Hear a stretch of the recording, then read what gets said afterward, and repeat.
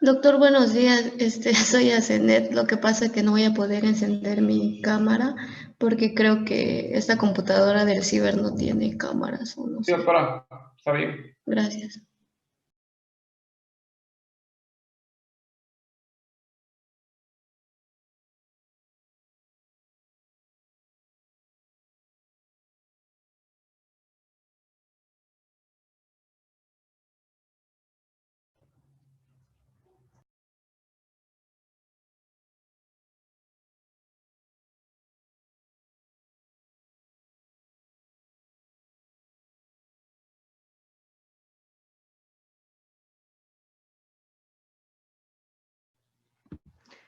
Si me permites compartir pantalla, por fin.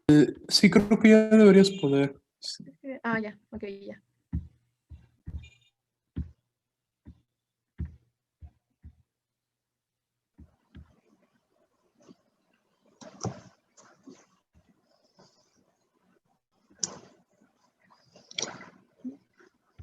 Bueno, pues buenos días, doctor y compañeros. Nosotros somos el equipo 3 y vamos a presentar el tema de fisiología del esófago. Bueno, según Magendie, definió la deglución como la propulsión de los alimentos desde la cavidad bucal hacia el estómago y va a constar de 3 etapas, que son la etapa bucal, la etapa faringolaringea y la etapa esofágica. A grandes rasgos, la etapa bucal va a ser voluntaria y va a ser desencadenada por una orden cortical, mientras que la etapa faringolaringea, aquí la deglución se va a volver involuntaria, es decir, se va a desencadenar de forma refleja. Y el inicio de este reflejo, ¿cómo se va a llevar a cabo? Pues primero debe llegar el bolo alimentario o de saliva a la zona reflexógena de Baselius, que va a estar conformada por la base de la lengua, la cara anterior del velo, el margen laríngeo y la pared posterior de la faringe. Entonces, de todo esto se puede decir que a partir de la boca del esófago, la deglución depende de un arco reflejo constituido por fibras aferentes y eferentes asociadas a un centro nervioso como es el bulbo raquídeo. La siguiente, por favor. Bueno, en cuanto al peristaltismo esofágico, este va a depender de la inervación vagal motora colinérgica que va a actuar directamente sobre el músculo estriado y de forma indirecta sobre el músculo liso a través de los plexos mientéricos. En cuanto a la musculatura estriada del esófago proximal, va a tener un peristaltismo desencadenado sobre todo por la deglución y este va a depender de las neuronas motoras del núcleo ambiguo, mientras que la musculatura lisa del cuerpo del esófago y del esfínter esofágico inferior va a depender del núcleo motor dorsal del vago. Y aquí las fibras excitadoras se van a encontrar en la parte rostral del núcleo, mientras que las fibras inhibidoras en la parte dorsal de él. La siguiente, por favor.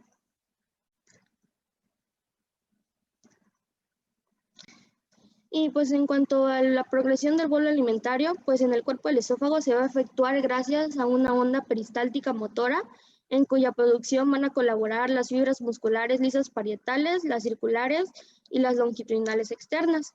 Por lo tanto, la onda peristáltica va a constar por una zona contráctil de las fibras circulares proximales, procedida de una zona de relajación de las mismas fibras distales, al mismo tiempo que las fibras longitudinales externas se van a contraer, lo que va a cortar la porción distal del conducto esofágico en dirección del bolo alimentario.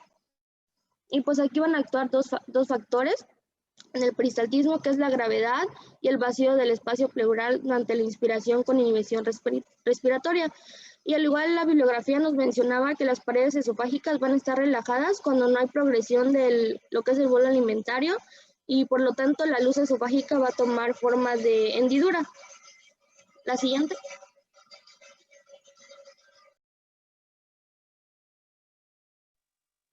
Bueno, vamos a seguir hablándoles un poco sobre las ondas peristálticas. Aquí nos mencionaba que son 3, una primaria, una secundaria propulsiva y una terciaria no propulsiva. La primaria, esta se va a originar debajo del esfínter superior. Adelante le vamos a hablar sobre los esfínteres. Y se va a dar después de la propulsión del bolo faríngeo al esófago.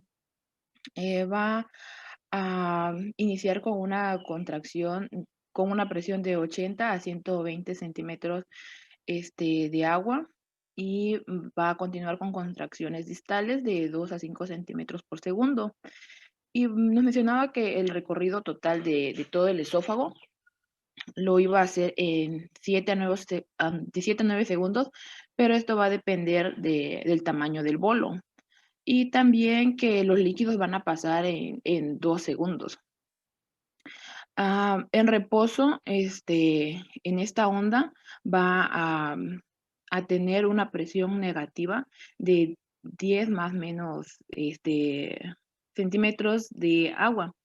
Y en cuanto a cuando existe una dilución de la saliva, va a aumentar su presión en 15 centímetros de agua y va a seguir la dilución de la saliva entre 60 en una presión de 60 a 80 centímetros de agua. En cuanto a la onda secundaria propulsiva, esta no se va a iniciar por la dilución como la primaria. Esta se va a iniciar más por la distensión parietal o el reflujo gastroesofágico.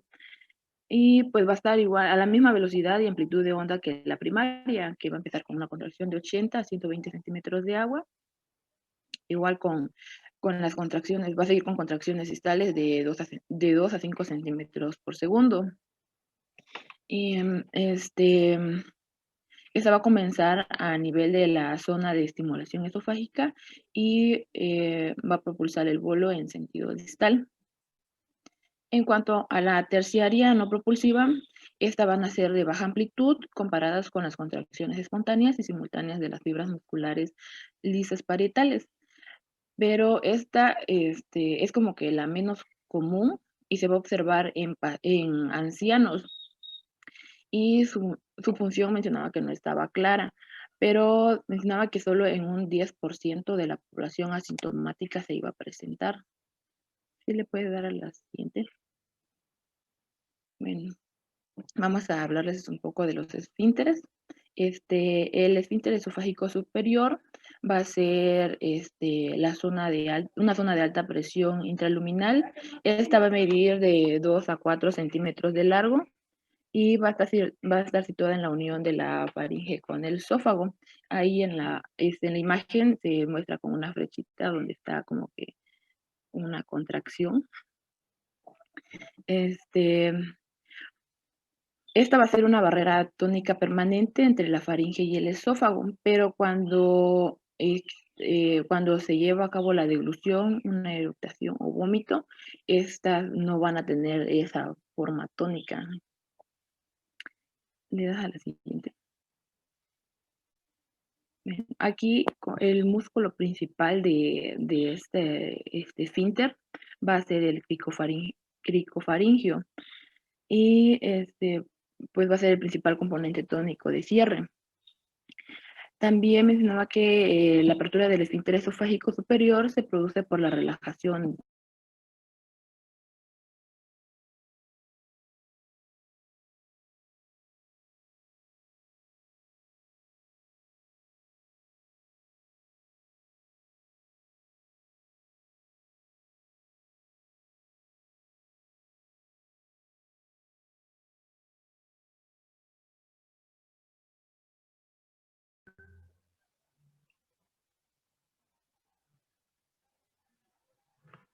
¿Se le fue el internet a la doctora? Sí, lo más seguro. Disculpe si terminaron de escuchar todo. No. No, se te había cortado. ¿En dónde?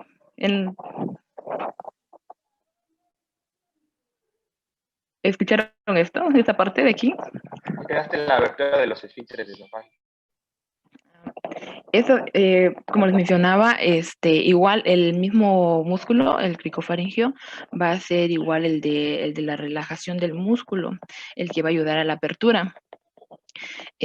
Pero también va a estar acompañado de los componentes faringios y esofágico.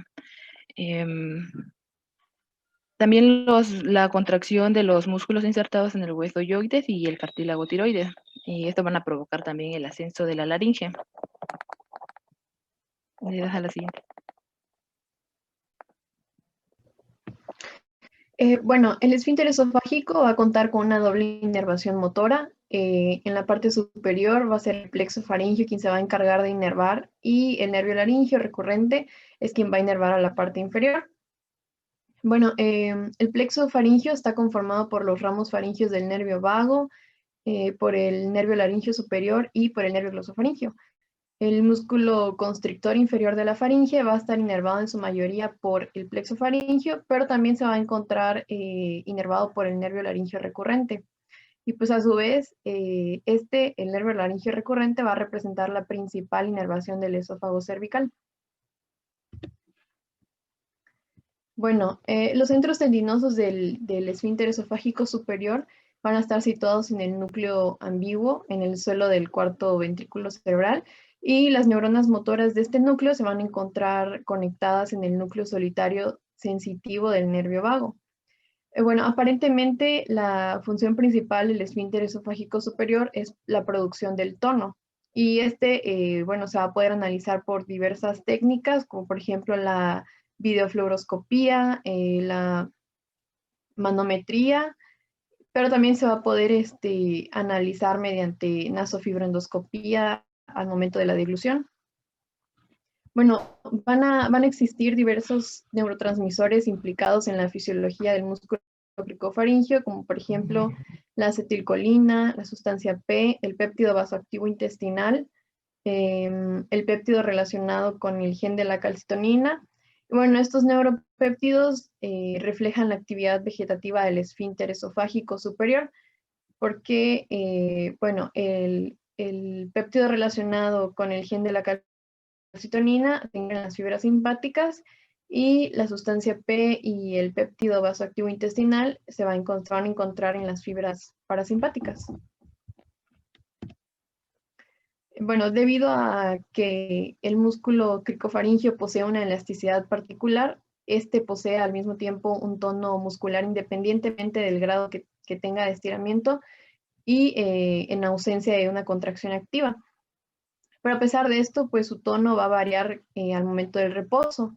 Estas cifras pueden ir aproximadamente de 30 hasta 200 milímetros de mercurio en personas sanas, pero hay que tener en cuenta que estos valores ya disminuyen en gran medida, por ejemplo, durante el sueño o la anestesia y aumentan durante la vigilia.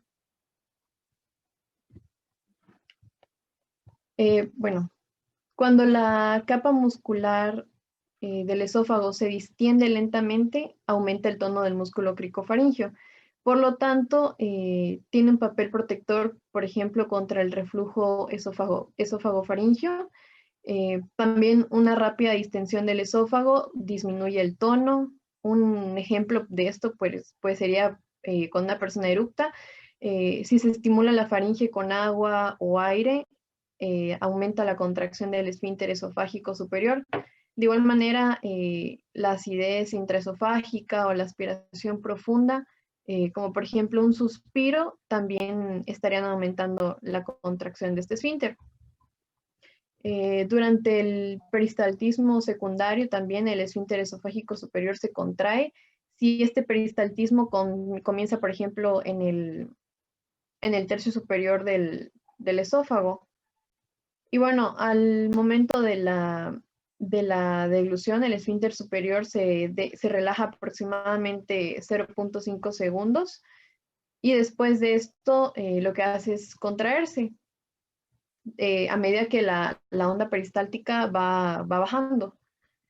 Bueno, entonces, perdón, a ver, está aquí. ¿Dónde está? Bueno, entonces la duración de la relajación del esfínter superior va a depender mucho del tamaño y de la cantidad del bolo alimentario, pero también va a influir mucho la actividad bucolingual. Y bueno, como mencionaba, al eructar, por ejemplo, la relajación del esfínter esofágico superior va a ser 4 veces más prolongada que durante la deglución, pero bueno, aquí se puede observar que, por ejemplo, ¿dónde está? Noción de tono, momento de tono. Cuando una persona, por ejemplo, tiene náuseas o también presenta vómito, se va a dar una relajación del esfínter esofágico. Y esta puede durar más de un segundo. Y bueno, si está precedida por un fenómeno contráctil, puede llegar a durar hasta 10 segundos a nivel del músculo constrictor inferior de la faringe, del músculo cricofaringio y del esófago.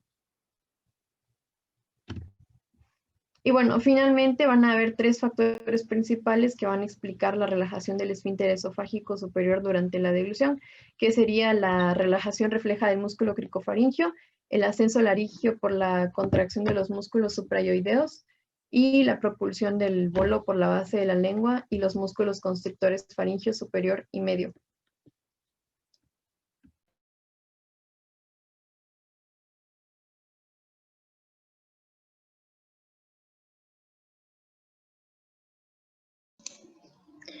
Bueno, vamos a continuar con la relajación transitoria. Esta se produce normalmente durante la deglución y la eructación. Esto va a permitir el paso de los alimentos ingeridos o del contenido gástrico. También la relajación inducida por la deglución forma parte del peristaltismo primario, lo que se va a generar en el centro de la deglución del sistema nervioso central. La siguiente imagen, porfa. Bueno, voy a explicar un poco sobre la motilidad del esófago y sabemos que está constituido por un movimiento peristáltico, que como sabemos, el movimiento peristáltico es un movimiento que se produce a través de una contracción en la parte posterior de donde está el bolo. También habrá una relajación en la parte por delante donde está el bolo, hacia donde progresa y se va desplazando hacia el estómago. Y por lo consiguiente también vamos a tener un aumento de presión en la parte posterior del bolo. Ahora, ¿cómo nosotros podemos medir lo que es el peristaltismo? La siguiente, por favor. Se puede medir a través de la manometría esofágica, que esto es un examen que sirve para medir también la función del esófago. ¿Y cómo vamos a realizar esto? Se pasa una sonda delgada y sensible a través de la nariz y que va a ascender hacia el esófago hasta el estómago. Ante este procedimiento se va a utilizar una anestesia a través de la nariz y esto va a hacer que la sonda sea menos molesta. El estudio puede durar de 40 minutos a 1 hora y también lo que vamos a ver en los estudios son los siguientes resultados. La siguiente, por favor. Bueno, ya aquí tenemos la sonda inducida. El peristaltismo lo podemos estudiar a lo largo del tubo. Como ya vimos, se va a introducir un catéter y este catéter tiene traductores de presión que determinan las alturas de manera que podemos medir los mediadores de presión a varias alturas del esófago. Y lo que va a suceder es que mientras va a progresar las ondas peristálticas, vamos a tener un aumento de presión que se van a detectar en cada uno de los puntos. Como podemos ver en la sonda hay unos puntitos que por medio de ellos vamos a poder medir la intensidad de las ondas peristálticas. Y vamos a tener que a la altura más cerca de la boca tenemos un aumento de presión. Este aumento de presión va a ser a un tiempo más corto y así progresivamente. Un poco más hacia el estómago, o sea, en la onda de presión aumentó un poquito más tarde y después vamos a ver que así como va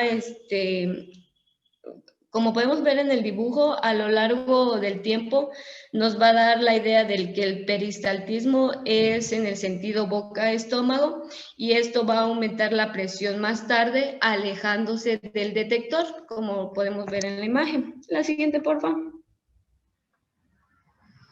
Bueno, en este esquemita vamos a ver en el primer punto que antes de la deglución, la presión va a ser baja, va a ser de 0. Sin embargo, en el detector de presión que tenemos a nivel del esfínter esofágico nos dimos cuenta que la presión era bastante alta. Es decir, que antes de la deglución este esfínter está contraído, por este motivo tenemos una presión alta. Si nos damos cuenta en el esfínter esofágico superior, va a haber una presión bastante elevada que va a ser de más de 30. Sería de 30 milímetros de mercurio y que va a estar elevada y que aquí vamos a ver una evolución cuando cuando aquí pasa el bolo por esta zona de la faringe. También va a haber un aumento porque cuando está pasando el bolo se cierra un poco la faringe.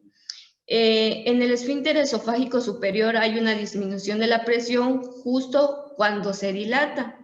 Y también vamos a ver un aumento de presión porque está pasando el bolo por él y a continuación vamos a ver otra vez una presión donde ésta se cierra.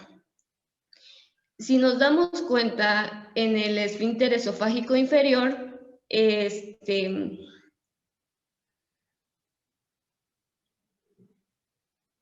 vamos a tener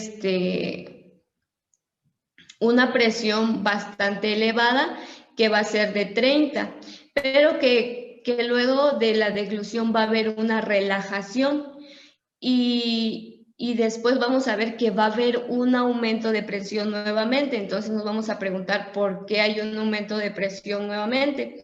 Y este aumento de presión se debe a que el cuerpo, vamos a decir, es tan inteligente que lo que va a provocar acá es que no haya un reflujo en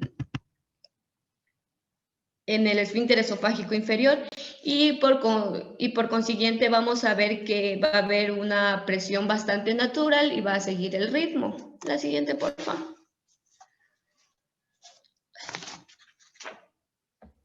Bueno, vamos a hablar acerca de la relajación prolongada del esfínter esofágico inferior. Y bueno, esta nos dice que se va a observar en ausencia de deglución y sobre todo durante la eructación. Este mecanismo va a dar paso al reflujo gastroesofágico o esófago gástrico, pero patológico. Y nos menciona que en la ecografía intraluminal es que se puede estudiar la pared esofágica y la motricidad del esófago. Esto va a estar dado por una estimulación eléctrica de los ramos ventrales del nervio vago subdiafragmático que van a provenir del estómago y va a provocar una relajación aislada del esfínter esofágico inferior fuera de la deglución y por este motivo esta estimulación provendría de una distensión gástrica por debajo del cardias. Así que el conjunto de estas aferencias vagales hacia el núcleo solitario va a activar las neuronas del núcleo motor dorsal del vago, lo que va a inhibir el esfínter esofágico inferior. Y también el hiato diafragmático estriado se va a inhibir durante esta relajación. Durante esta relajación. La siguiente, por favor. Ok, algunas situaciones patológicas del esófago, de acuerdo a su fisiología, sería la calasia, y esta va a ser la relajación incompleta del esfínter esofágico inferior durante la deglución.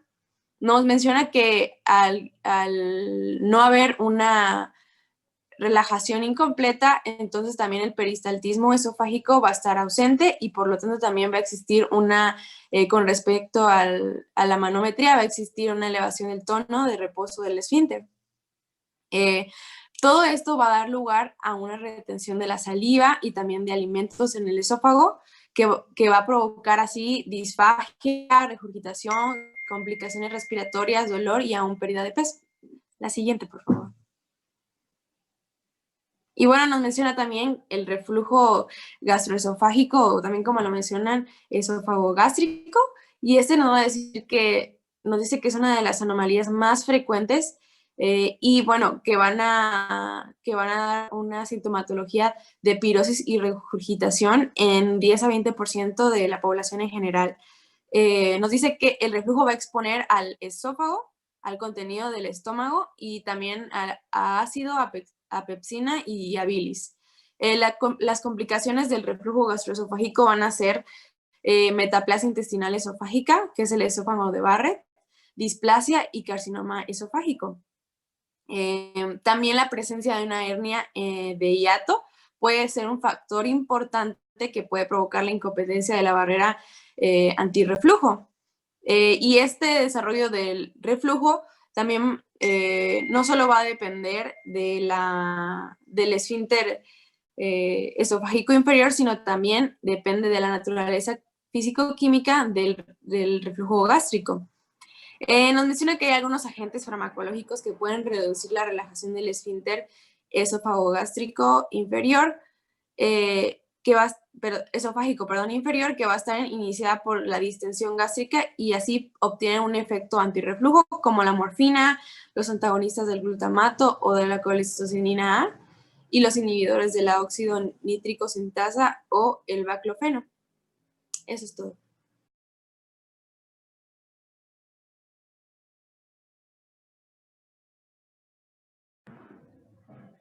¿Ya es todo, doctores?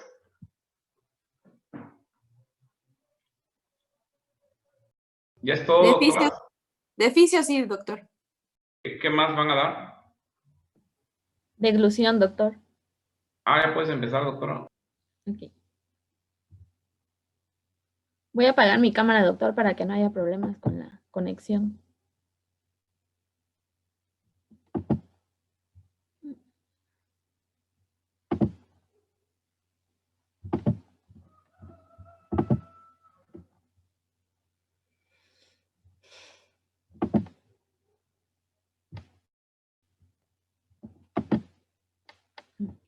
Si no se ve o me dejo de escuchar, me avisan, por favor. Bueno, buenos días. Ahorita vamos a entrar al tema de deglución.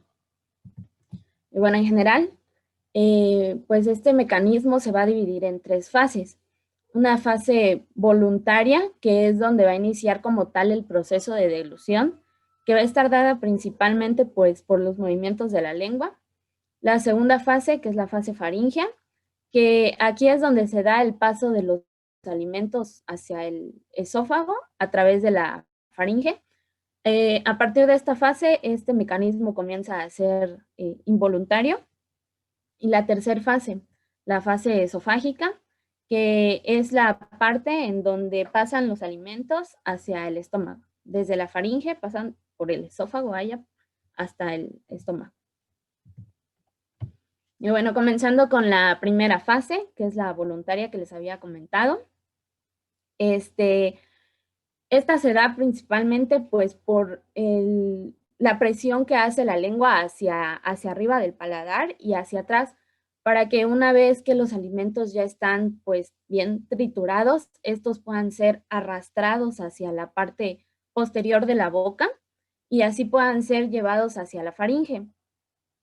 Es ahí donde empieza como tal el proceso de deglución y es voluntaria pues porque nosotros prácticamente decidimos en qué momento vamos a hacer ese proceso de llevar los alimentos hacia la parte posterior de la boca. A partir de ahí pues ya se comienza la fase faríngea, que como les decía ya aquí empieza a ser de manera involuntaria y prácticamente se convierte en una fase automática y pues ya esta ya no se puede detener. Bueno, una vez que el bolo va a penetrar en la parte posterior de la boca y en la faringe, se van a estimular las áreas epiteliales receptoras de la deglución. Estas pues las vamos a encontrar en la faringe, van a estar como que formando un anillo y las partes más sensibles, o bueno, donde vamos a encontrar más receptores van a ser los pilares amigdalinos. Una vez que están estimuladas estas áreas, pues se van a enviar impulsos a través de los ramos sensitivos de los nervios trigémino y glosofaringeo, que es hacia una región del bulbo raquídeo que que se llama el tracto solitario. Ahí este sitio prácticamente está encargado de recibir todos los impulsos que provienen de la boca. Bueno, aquí pues ya va a estar controlado prácticamente por áreas neuronales distribuidas por toda la sustancia reticular del bulbo y la porción inferior de la protuberancia. En conjunto pues va a ser el centro de la deglución. De ahí pues se van a enviar impulsos motores que se van a volver a dirigir hacia la faringe y hacia la porción superior del esófago. Estos impulsos van a viajar a través de los pares craneales 5, 9, 10 y 12. Incluso estos impulsos pueden llegar a viajar a través de algunos nervios cervicales superiores.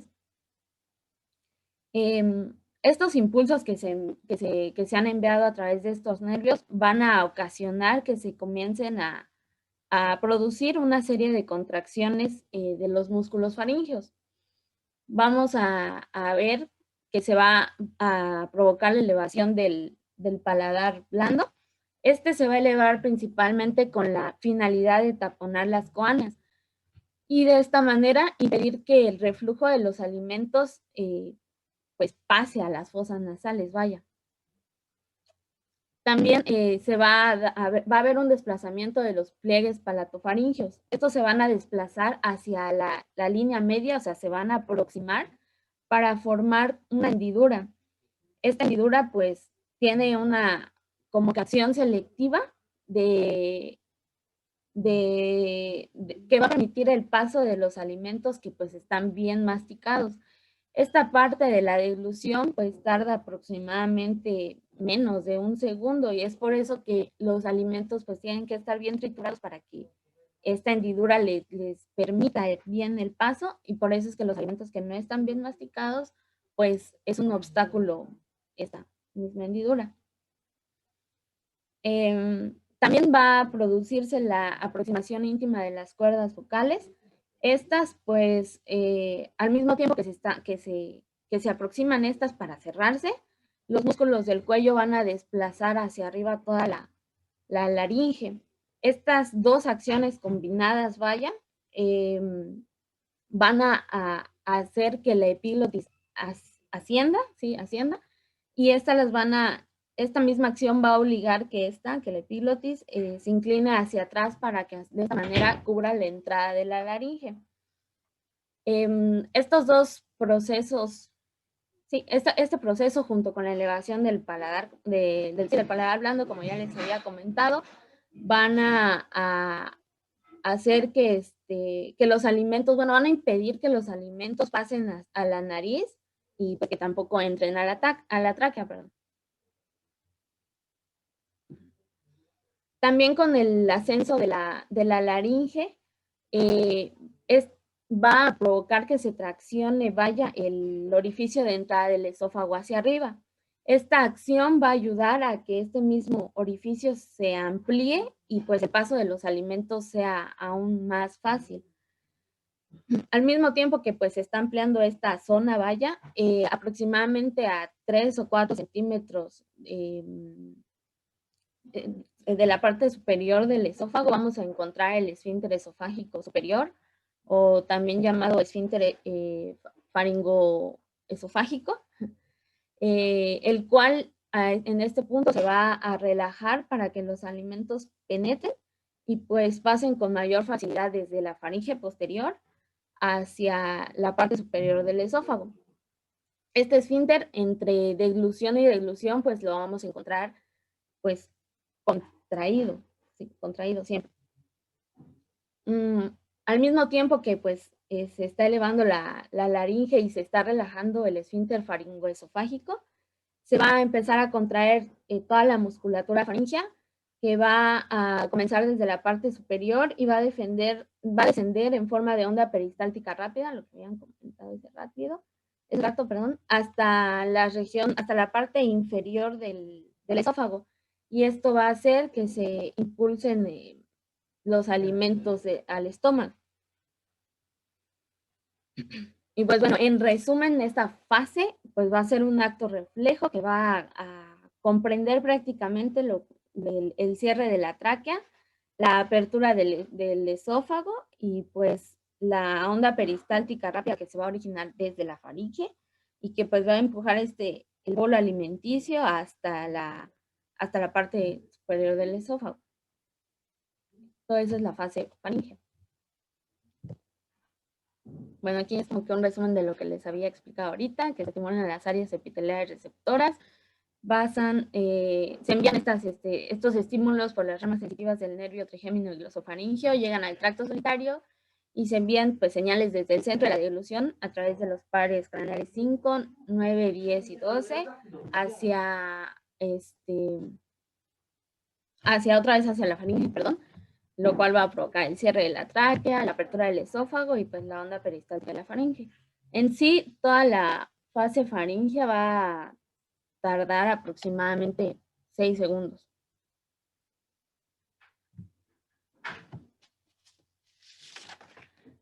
Y bueno, pues por último, la fase esofágica, pues tenemos que saber que la función principal del esófago pues va a ser la de conducir los alimentos con rapidez desde la faringe hasta el estómago, y pues para que esto se dé, los movimientos de este órgano, los vamos a encontrar de dos tipos, los primarios y los secundarios. La onda peristáltica primaria, bueno, el peristaltismo primario va a ser la simple continuación de la onda peristáltica que se va a iniciar desde la faringe. Y esto va a hacer que esta onda pues se propague hacia todo el esófago durante esta fase. Y pues se dice que este proceso puede durar aproximadamente de 8 a 10 segundos, pero tenemos que tener en cuenta obviamente que la mayor parte de las personas comemos en posición erecta, entonces aquí se le agrega el efecto gravitatorio, por lo tanto pues esta parte puede durar un poco menos de 5 a 8 segundos, por lo mismo de que pues está ayudado por el efecto de la gravedad.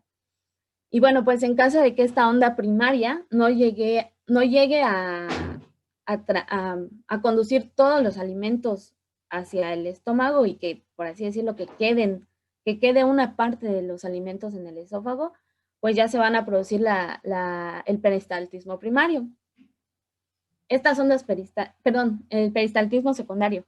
Estas ondas peristálticas secundarias se van a dar principalmente pues por distensión de la pared esofágica, que pues va a estar provocada principalmente pues por todos los alimentos que están retenidos ahí. Estas ondas secundarias pues van a estar presentes hasta que se produzca el vaciamiento completo del esófago. Estas ondas peristálticas secundarias pues van a iniciar, bueno, van a tener como que su impulso a través del circuito intrínseco del sistema nervioso mientérico. Y también estas se pueden llegar a generar gracias a los reflejos que pues iniciaron desde la faringe. Esto pues va a ascender a partir de las fibras aferentes vagales, van a llegar al bulbo raquídeo y van a regresar de nuevo al esófago a través de las fibras eferentes de los nervios glosofaríngeo y vago.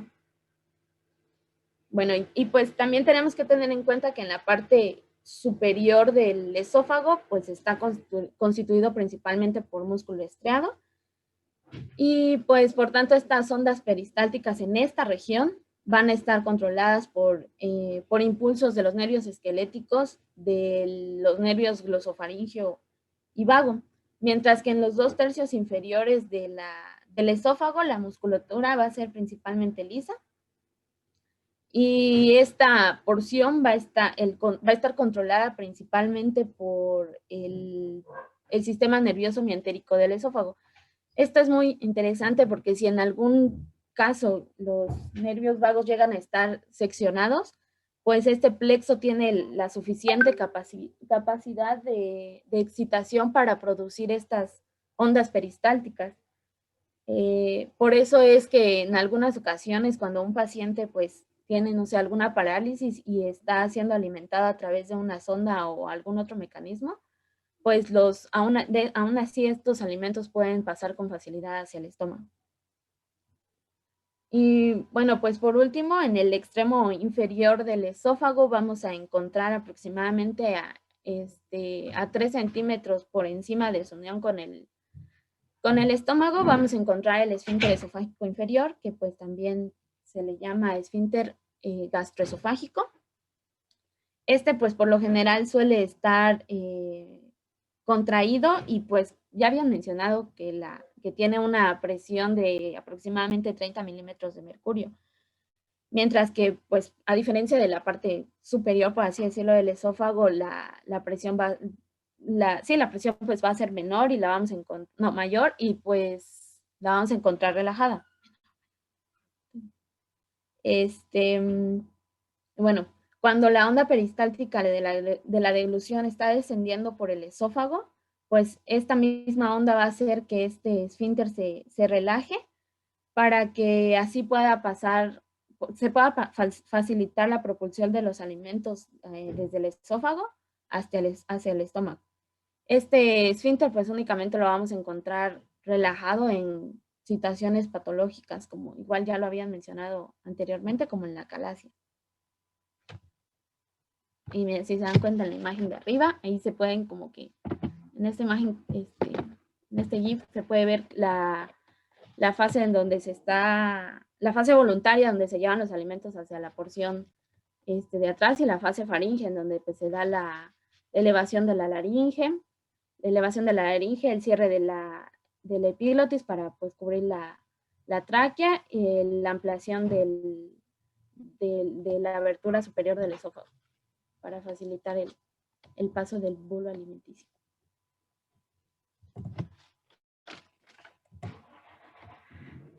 Eso sería todo de deglución.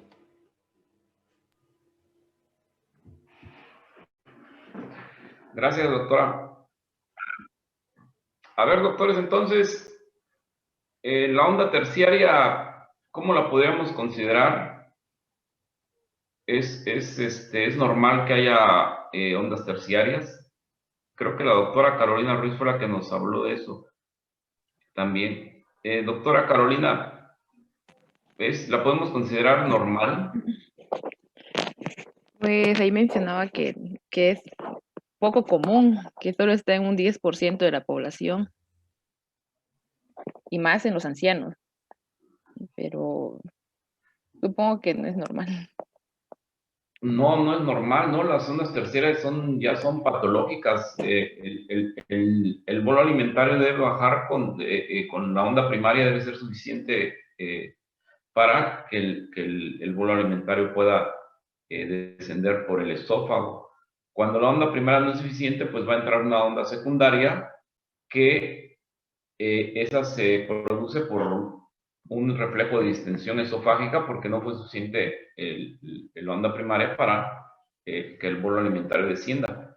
Y la onda terciaria la vemos en personas de edad avanzada, en las personas sobre todo de la tercera edad, y en personas de menos de 40 años que tengan ondas terciarias, ya lo consideramos un trastorno de motilidad y lo llamamos terciarismo esofágico. El paciente va a sentir disfagia cuando tiene ondas terciarias. El paciente puede sentir como síntoma disfagia. Entonces la onda terciaria es patológica en pacientes jóvenes y en pacientes pues, de edad avanzada, de tercera edad, y es una onda que es necesaria. ¿Por qué? Porque pues todo el sistema nervioso que inerva el esófago, pues por la misma edad se va deteriorando y necesitan ya que haya ondas terciarias para poder transitar el bolo alimentario. Doctora Carolina Ruiz, las ondas se miden por milímetros de mercurio, no por, es con milímetros de agua, no, de mercurio, perdón, no de agua. A mí sí me salió. Como lo medimos. La presión del esfínter esofágico inferior es de 30 hasta 45 milímetros, depende de dónde lo veamos, es normal. Y en la calasia, pues es hipertónico, no es hipotónico, ¿verdad? Está aumentado el tono en reposo, es hipertónico, no es hipotónico. ¿Alguna duda, doctores?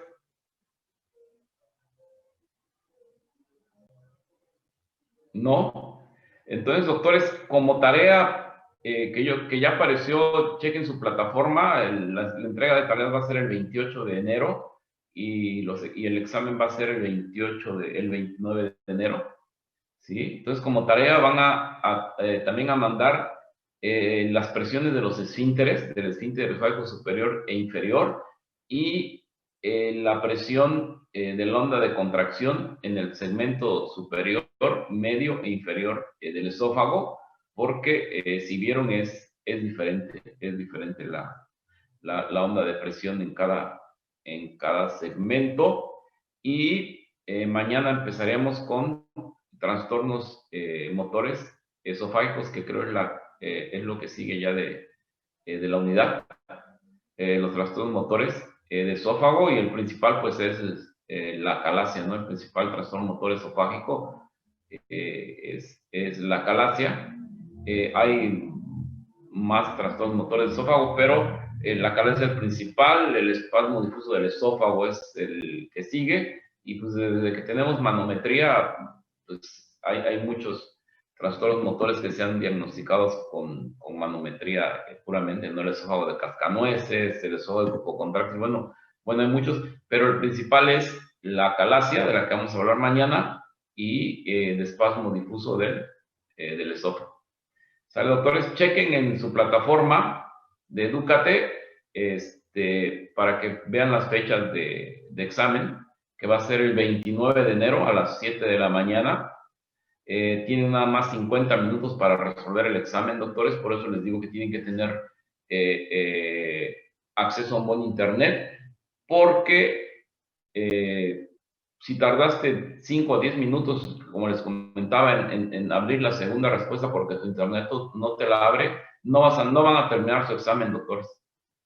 Así que chequen que tengan buena conexión para que lo puedan contestar en tiempo y forma, porque era el reclamo de algunos compañeros de ustedes el semestre pasado, que pues no les abría muy rápido las preguntas y tardaban, entonces eso pues les afecta a ustedes.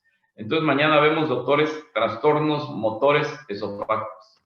¿Sale? Gracias, doctores, hasta mañana. Gracias. Hasta luego. Gracias, doctor. Hasta mañana. Hasta luego.